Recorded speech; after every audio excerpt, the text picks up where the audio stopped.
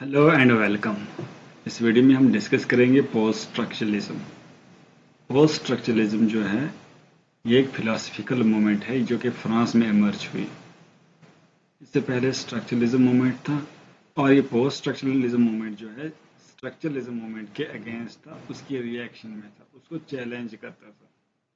Is a literary and philosophical movement that emerged in France in the 1960s and 1970s mainly as a reaction against structuralism. ये 1960s और 1970s में France में emerge हुआ। ये reaction था against structuralism. While structuralism believed that language, culture and text have fixed structures and meanings, post-structuralism challenged this idea, arguing that meaning is unstable, uncertain and always open to interpretation. Structuralism जो है जिसमें cloudy levy स्ट्रास था, वो जो है believe करते हैं, Ferdinand de सेशोर और क्लाउडी लेवी स्ट्रास जो है वो बिलीव करते थे स्ट्रक्चरलिज्म पे। स्ट्रक्चरलिज्म क्या था? स्ट्रक्चरलिज्म था कि सभी चीजों का मीनिंग जो है वो फिक्स्ड है, वो चेंज नहीं होगा। लैंग्वेज का, कल्चर का, टेक्स्ट का जो है फिक्स्ड स्ट्रक्चर है, फिक्स्ड मीनिंग है, वो चेंज नहीं होगा। वो सोसाइटी ने पहले ही बना के रखे हैं, वो सुपरस्ट्रक्चर ने पहले ही फिक्स करके रखे हैं मीनिंग्स, वो चेंज नहीं होते, वो स्ट्रक्चर जो है वो पहले ही बना हुआ है। तो पोस्ट स्ट्रक्चरलिज्म इस आइडिया को चैलेंज करते हैं, बोलते हैं मीनिंग जो है कभी स्टेबल नहीं रहता, ये अनस्टेबल है, अनसर्टन है और ऑलवेज ओपन टू इंटरप्रिटेशन, कभी हम इसको इंटरप्रिटेशन कर सकते हैं। और पोस्ट स्ट्रक्चरलिज्म को ही डीकंस्ट्रक्शन भी बोलते हैं। पोस्ट स्ट्रक्चरलिज्म एक लार्ज फ्रेमवर्क है, एक बड़ी थ्योरी है और इसके अंदर डीकंस्ट्रक्शन भी आता है और डीकंस्ट्रक्शन भी इसका एक पार्ट है। सेम ही है जैकस दरीदा 1966 लेक्चर जो दिया उसने 1966 जैकस दरीदा ने, उन्होंने बोला structure, sign and play in the discourse of human sciences, title था उसका। Is widely considered the moment post structuralism entered US academic discourse. तब से जो है ये पोस्ट स्ट्रक्चरलिज्म मूवमेंट जो है यूनाइटेड स्टेट्स के डिस्कोर्स में आया, जब से जैकस दरीदा ने ये लेक्चर दिया 1966 में, जिसका टाइटल है structure, sign and play in the discourse of human sciences.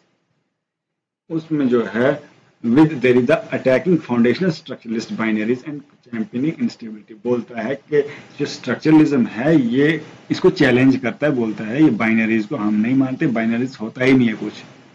उसके बाद जो हम टेक्स्ट हैं वो मेजर डिस्कस करेंगे इसको क्रोनोलॉजिकल ऑर्डर में। जैकस दरीदा जो है ये इन्होंने ही पोस्ट स्ट्रक्चरलिज्म जो है ये थ्योरी दी है। ऑफ ग्रामेटोलॉजी में जो है इन्होंने ज्यादातर डिस्कस किया है, 1967 में जो है ये पब्लिश किया गया। इसमें बोला है डिकंस्ट्रक्शन के बारे में, या हम बोलेंगे पोस्ट स्ट्रक्चरलिज्म के बारे में। इन्होंने ऑफ ग्रामेटोलॉजी 1967 में लिखी है। उसके बाद writing a difference 1967, speech and phenomena 1967, उसके बाद डिसमिनेशंस 1972, मार्जिन्स एंड ऑफ फिलॉसफी 1972। उसके बाद आते हैं रोलैंड बार्थ। रोलैंड बार्थ में माइथोलॉजी 1957 में पब्लिश की, the death of the author 1967, SG 1970, image music text 1977, ये जो है रोलैंड बार्थ ने पब्लिश की। उसके बाद आते हैं मिशेल फोको। मिशेल फोको का वर्क जो है, बहुत सारे वर्क्स हैं, इंपॉर्टेंट वर्क जो है उनके पोस्ट स्ट्रक्चरलिज्म के बारे में, वो द ऑर्डर ऑफ थिंग्स 1966। उसके बाद what is an author 1969, the archaeology of knowledge 1969, discipline and punish 1975, the history of sexuality 1976, the order of discourse 1970। ये याद करने एग्जाम पॉइंट ऑफ व्यू से इंपॉर्टेंट है, इनकी जो क्रोनोलॉजी भी आती है और इनके वर्क्स भी पूछते हैं। ऑफ ग्रामेटोलॉजी जो 1967 में पब्लिश की गई, इसमें दरीदा का एक फाउंडेशनल टेक्स्ट है डिकंस्ट्रक्शन के बारे में, in which he deconstructs western metaphysical assumptions about meaning, language and writing. जो वेस्टर्न जो मेटाफिजिकल assumptions थे, उनका मानना था लैंग्वेज, राइटिंग के बारे में, मीनिंग के बारे में, स्ट्रक्चरलिज्म के बारे में, उसको ये डिकंस्ट्रक्ट करते हैं। Derrida begins by critiquing Saussurean structuralism, especially its hierarchy in signifier and signified, showing that writing is not merely derivative of speech but integral of the structure of language. वो criticise करते हैं Saussurean concept of structuralism को।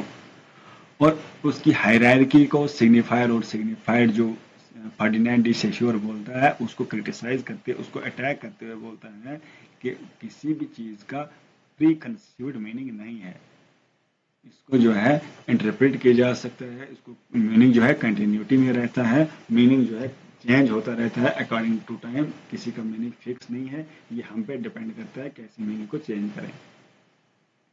Deconstruction का जो concept है उसमें पहला जो कंसेप्ट है डिफरेंस। डिफरेंस जो है ये दिया है दरीदा ने, इसका जो 1968 में जो लेक्चर दिया डिफरेंस, उसमें बोलते हैं डिफरेंस की डेफिनेशन में क्या बोलते हैं, difference marks a spacing by which elements are related to each other. Difference बोलते हैं कि वो स्पेसिंग जिसे एलिमेंट्स कोई से लिंक है, ये ओरिजिनल डेफिनेशन है इस टेक्स्ट की, ये याद रखना एग्जाम पॉइंट ऑफ व्यू से। This spacing is the condition for the possibility and functioning of every sign. अब इसको एक्सप्लेन करेंगे। एक डिफरेंस जो है एक deliberate play on the French word difference, it combines to differ, इसका मतलब है डिफर मीनिंग का अलग होना, मीनिंग का पोस्टपोन होना, मतलब किसी भी चीज का मीनिंग जो है फिक्स नहीं है बल्कि पोस्टपोन होता रहता है, चेंज होता रहता है अकॉर्डिंग टू टाइम, किसी का मीनिंग फिक्स नहीं है। दरीदा यहाँ पे आर्ग्यू करते हैं that meaning is never fully present in the language, a word only gains meaning bye differing from other words and bye it's meaning being deferred, never fully stable और final. किसी word का meaning जो है meaning तब है जब वो बाकी वर्ड से अलग है, मीन्स वाटर, वाटर तब है जब वो वुड नहीं है, जब वो सॉयल नहीं है, मीन्स कोई भी मीनिंग का मीनिंग तब है, वर्ड का मीनिंग तब है जब वो दूसरा नहीं है, मीन्स व्हाइट व्हाइट तब है जब ब्लैक नहीं है, ठीक है, वो ब्लैक नहीं है। तो इसी तरह मीनिंग जो है चेंज होता रहता है, मीनिंग जो है डिफर करता रहता है, पोस्टपोन होता रहता है, फिक्स्ड मीनिंग किसी चीज का नहीं है। और इसमें बोलते हैं उसके बाद सप्लीमेंट की बात करते हैं, वो जो सप्लीमेंट की बात करते हैं कौन, जैक्स देरिडा, ये भी एक कॉन्सेप्ट है सप्लीमेंट पोस्ट स्ट्रक्चरलिज्म का। इसमें सप्लीमेंट में क्या बोलते हैं, बोलते हैं what is traditionally a supplement is something adding और something else that supposedly complete. Derrida argue करता है ऐड क्या किया जाता है and reveals a lack in which was taught to hold, so instead of just being extra or secondary the supplement is essential। यहाँ पे बोलते हैं राइटिंग और स्पीच के बारे में बोलते हैं, जब राइटिंग और स्पीच की बात करते हैं तब वो सप्लीमेंट का वर्ड यूज करते हैं, सप्लीमेंट का कॉन्सेप्ट बोलते हैं। वेस्टर्न थॉट में क्या होता है, स्पीच को बोला जाता है नेचुरल और स्पीच को जो है ज्यादा प्रेफरेंस दिया जाता है, राइटिंग को जो है एक सप्लीमेंट की तरह जो है माना जाता है, आर्टिफिशियल और सेकेंडरी अननेसेसरी। दरीदा यहाँ पे बोलता है राइटिंग जो है reveals that speech isn't itself sufficient, writing बताता है कि स्पीच सफिशिएंट नहीं है, thus the supplement writing expose the incompleteness of what it was supposed to just support। और बोलता है कि राइटिंग जो है ये स्पीच जो है राइटिंग के बगैर इनकम्प्लीट है, अगर राइटिंग ऐड होती है तो तब भी तो कंप्लीट होता है। ट्रेडिशनली क्या बोलते थे, स्पीच इंपॉर्टेंट है, स्पीच जो है कंप्लीट है और राइटिंग जो है सप्लीमेंट्री है, मगर यहाँ पे दरीदा इसको डिकंस्ट्रक्ट करते हुए बोलते हैं ऐसा नहीं है। कोई जो पहले हमारे माइंड में क्या आता है, राइटिंग या वर्ड्स स्पीच, उसके बाद हम सोच समझ के लिखते हैं ना, तो इसलिए स्पीच जो राइटिंग है वो सुपीरियर है इससे, स्पीच से, मतलब ये कनेक्टेड है, ये इनकम्प्लीट है कोई किसी के बगैर। ये दोनों जो है कंप्लीट तब हैं, ये दोनों कंप्लीट तब हैं जब राइटिंग और स्पीच दोनों इकट्ठे होंगे। Thus the supplement writing exposes the incompleteness of it was supposed, मतलब ये इनकम्प्लीट है स्पीच तब तक, ये सफिशिएंट नहीं है, ठीक है। इसकी ओरिजिनल डेफिनेशन जो वहां से बोलते हैं किस बुक में, ऑफ ग्रामेटोलॉजी में ये सप्लीमेंट यूज करते हैं, ऑफ ग्रामेटोलॉजी में बोलते हैं the supplement is exterior to the presence its supplements but it is also that without which the presence could not be what it is। मतलब supplement हम बोलते हैं कि राइटिंग सप्लीमेंट है, मगर राइटिंग के बगैर तो प्रेजेंट ही नहीं है कुछ, राइटिंग के बगैर स्पीच कुछ नहीं है। इट इज एन एडजंक्ट और surplus of plenitude enriching another plenitude, the fullest measure of presence, but the supplements it adds only to replace, वो ऐड करता है और रिप्लेस करता है। मतलब राइटिंग और स्पीच के बीच में यहाँ पे कंसेप्ट है, सप्लीमेंट में बोल रहा है कि राइटिंग, वेस्टर्न थॉट क्या बोलता है कि स्पीच इंपॉर्टेंट है, स्पीच ओरिजिनल है, यहाँ पे ये उसको डिकंस्ट्रक्ट करते हुए बोलते हैं स्पीच भी इंपॉर्टेंट है, राइटिंग भी इंपॉर्टेंट है, ये कोई किसी के बगैर अधूरे हैं। ठीक है, नेक्स्ट कंसेप्ट जो देते हैं वो देते हैं यहाँ पे ट्रांस का, जो ट्रेस है, ट्रेस, इसको हम थोड़ा,